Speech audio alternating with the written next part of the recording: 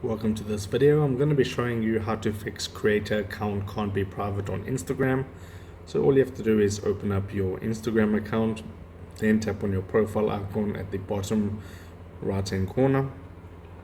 Okay, I'll just do that again.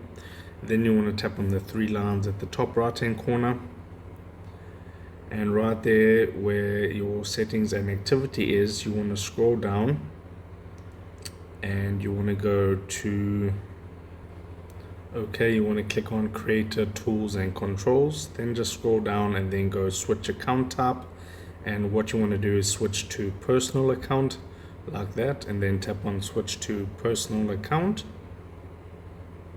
That'll just load up for a few seconds.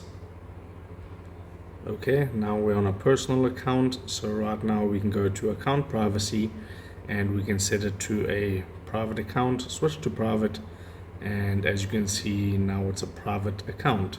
So if this video helped you out, drop a like on it and subscribe to this channel.